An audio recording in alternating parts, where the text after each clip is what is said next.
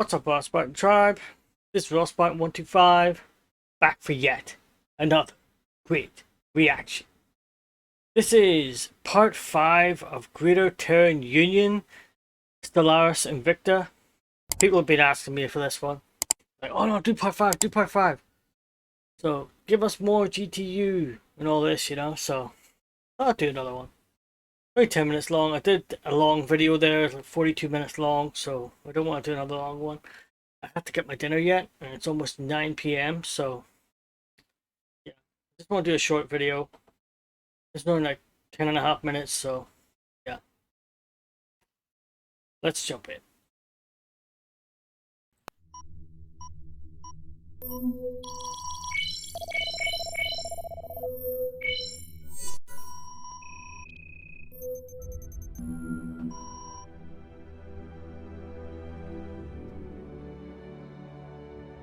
On October 15th, 2402, a network of atmospheric processors and gravitic anchors were activated across the surface of Mars.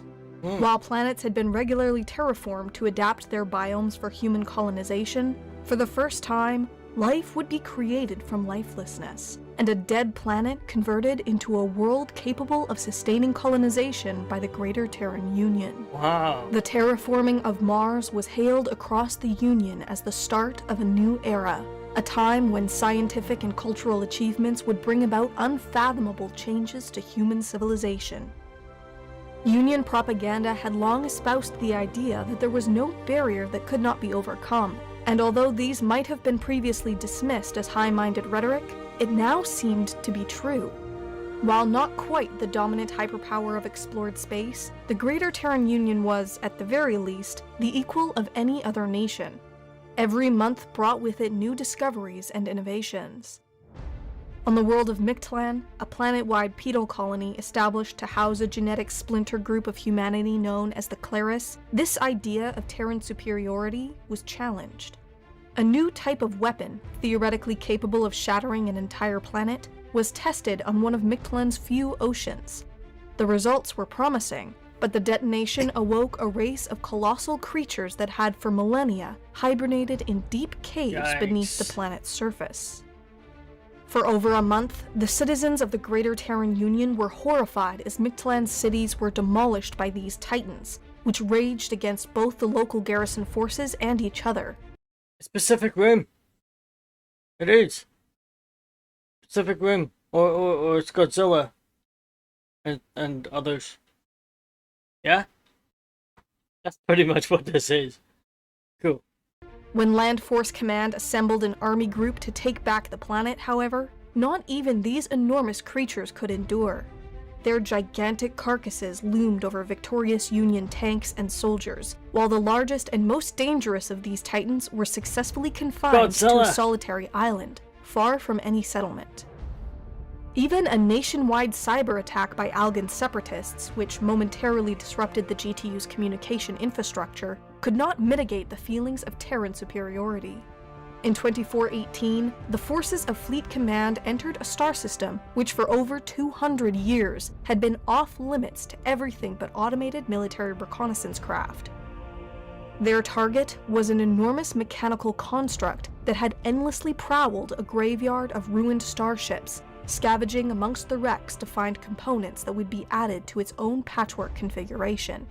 The battle lasted over 2 weeks, as Terran starships ambushed the Leviathan from within the system's debris field, but in the end, its hull was pierced and its internal mechanisms destroyed. The bounty of the system was claimed, and the remains of fallen service members lost during the initial disastrous conflict with the machine were recovered and finally laid to rest. The other great wonders of the Outer Rim met similar fates. Enormous spaceborne aliens, once avoided at all costs by Terran ships, were systematically hunted down and destroyed. Whatever role they played in the galaxy, whether once great forces in the universe or merely accidents of creation, their time was over.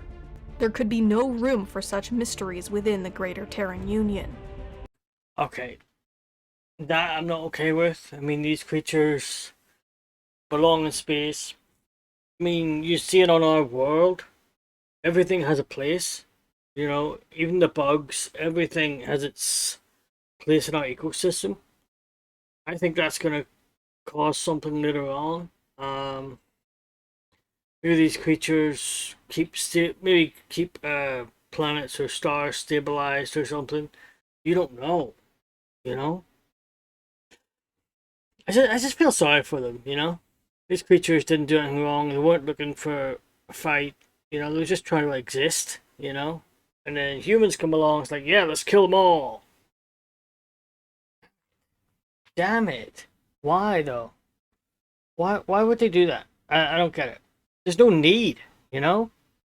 There was no need for it. I know they're just trying to stabilize. You know, they're trying to make it so they're like the strongest in the region or whatever. But the creatures weren't harming anyone as long as you leave them alone, I suppose. But one final effort still remained. In London, in an unprecedented assembly of the Union's most powerful leadership, it was unanimously decided that the time had finally arrived. The forces were ready, the interstellar gateway had been repaired, the great counterattack against the Tyran could begin. Here we go. Even as mobilization orders were prepared and warships assigned to their rally coordinates, the plans of the Greater Terran Union were frustrated. The Compact, an alien alliance reduced to a rump state after a series of wars against the GTU, launched a surprise attack across the border territories. Whether they misinterpreted the GTU's military mobilization or hoped to liberate the Union of Nemerium, a Terran puppet state, their forces once more fought a senseless war against the Greater Terran Union. The GTU was forced to delay their plans against the Tyran and deal once more with the Compact. But on the far side of the galaxy, in the region of space that for centuries had been ravaged by the Tyran, events had begun to play out in a manner the GTU had never anticipated. Alien nations that had suffered as Earth had under ceaseless attacks by the Tyran had united under a powerful new federation. Known as the Star Concord, this alliance now represented the most formidable force in the galaxy, dwarfing even the capabilities of the Greater Terran Union. Where once their forces had only sought to repel attacks by the Tyran, now they embarked on a campaign of liberation, bringing the fight to Tyran worlds and destroying their war fleets and stations. Nice. By the time the Greater Terran Union had once again decisively defeated the Compact, acquiring new territories and worlds in the process, the Star Concord had successfully arrived within striking distance of the Tyran homeworld. It was at this moment, however, that they stayed their hand. The Tyran were like no other species ever before encountered. Hive minds, while not common, were also not unknown, but the consciousness guiding the Tyran could not be reasoned with. It seemed to exist only to destroy, incapable of engaging in any sort of dialogue or diplomacy. Wow. Its ships and drones would always attack without fear or any sense of self-preservation. How such a species even managed to develop the sophisticated technology it employed was a mystery. Ruins found on their former worlds led to speculation that the Tyran had no actual technology of their own, and had, in fact, simply appropriated ships left behind by a race of so-called Old Ones that had either been destroyed by the Tyran or disappeared for some unknown reason. What I'm willing to bet is that this other race died out, right? And then the Tyran were like an insect race that had a hive mind that evolved to a higher species, so sort of, or the intelligence did anyway. They got bigger, you know, and became a lot more intelligent, able to use the technology that was left behind. And maybe they wiped out the other race, you know, and took over. Who knows? That's crazy, though. Whatever their origin, the Star Concord was at a standstill. Sustained orbital bombardment was the only effective tactic against the Tyran, blasting away their cities until every trace of them had been eradicated. Unwilling to commit the genocide of an entire species, the Concord held a series of conferences, debating the military, cultural, and ethical considerations a defeat of the Tyran would entail. Diplomats of the Greater Terran Union, present merely as observers, remained on the sidelines of these discussions. Eventually, an agreement was reached. The annihilation of an entire species or world, even those inhabited by a race such as the Tyran, could not be considered. The Tyrum would be confined to their current borders by force. Okay. They would not be permitted to expand, but their current territory would be respected. This decision outraged the Greater Terran Union, and its embassies within the Concord were closed in protest. Ooh. On May 1st, 2447, probes deployed by the Concord detected a breach of the Tyrum exclusion zone. A force of warships were identified in orbit of the Tyrum homeworld, and reconnaissance craft were sent to confirm these readings. When they arrived, what they found terrified the Concord. The ships detected were not a Tyrum invasion fleet, but instead a Terran battle group, one that had slipped through the gateway and clandestinely maneuvered through Concord's space. At its center was a weapon of colossal power, of a magnitude never before seen in the galaxy. Built in secret within the Sirius system and christened the Sword of Terra, it was already in the process of charging its primary weapon. Horrified Star Concord representatives demanded the Greater Terran Union recall this weapon and its escorts, and personal appeals were made directly to the High Marshal. No reply was given. Instead, footage of the charging weapon was broadcast on every Terran media outlet, directed both at the citizens of the GTU and the entire galaxy. When the Sword of Terra unleashed its power on the Tyrum's homeworld, the planet's atmosphere was burned away in an instant. Within minutes, its continents had been split apart, and the entire planet was shattered into continent-sized husks that drifted around its dying core. On Earth and its colonies, a few people laughed or cheered. A few people cried. Most were silent. You take it, that's pretty much the same as the Death Star, yeah? The human civilization is now the Empire. That's, you know what I mean? That's how it's going to be seen. They have the ability to literally destroy planets. And you just know they're gonna upgrade that technology as time goes on. You know, it's going to get more. Think Star Killer base in the is it Force Awakens? You know what I mean? That's what they're going to turn it into. They're going to turn it into a multi-planet killer or something like that. There, it's crazy. This is just a start. You know, you can just tell they're just going to make it more and more deadly. Like, why just target one planet when you can target multiple planets at once and destroy them all? Yeah, this is starting to look more Empire-esque. Sort of, the humans are starting to look like the bad guys now, you know? In the Tyran, we're confined to their world. We have no right to wipe out an entire species just because we don't like what they did. You know what I mean? They've been defeated.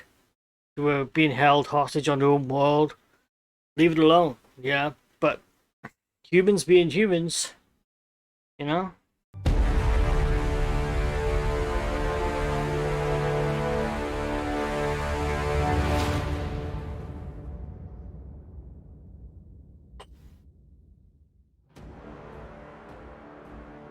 In Stellaris Invicta, the Templin Institute guides the Greater Terran Union into an uncertain future, one you can influence. Okay, I didn't know that was the end of the video. Sorry about that. I ruined it. Oh well. Yeah, so that's crazy. Yeah, I said it all there in the last part. They're just gonna upgrade the technology, it's gonna get more deadly. And there's definitely gonna be a war. You know what I mean? Another war with this other group of people. And rightfully so. I mean, Terrans had no right to do what they did, as far as I'm concerned. The other people were right.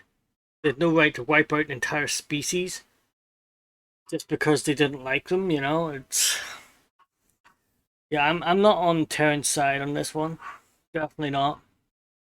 No. Let me know what you think in the comments section down below. You know my view on it. This one was great. I really enjoyed it. And the Tyrum have finally been destroyed. Now there's going to be an even bigger war. You know? Where I'm not so convinced that humans are the good people in this one. You know? Are we going to get conquered now? Are we going to lose this war? I don't think so. They more or less just released knowledge of a weapon of mass destruction that nobody else even knew existed or could be made. This is the equivalent of a nuke during World War II, yeah? They just dropped the nuke, pretty much. And nobody knew what the hell was going on. So there's definitely going to be some kind of war at some point. Maybe if the other species find a way to destroy this weapon or knock out the power or something. To find a counter to it. Or maybe make a weapon of their own that's just as deadly. Mutually assured destruction, right? Because that always works. It's going to be something like that anyway. They're going to try and develop their own technology. To more or less keep the humans off. So, hey, you come at us, we're going to come at you. You know? That sort of thing. Possibly. Okay, well, until next time, I am out of here.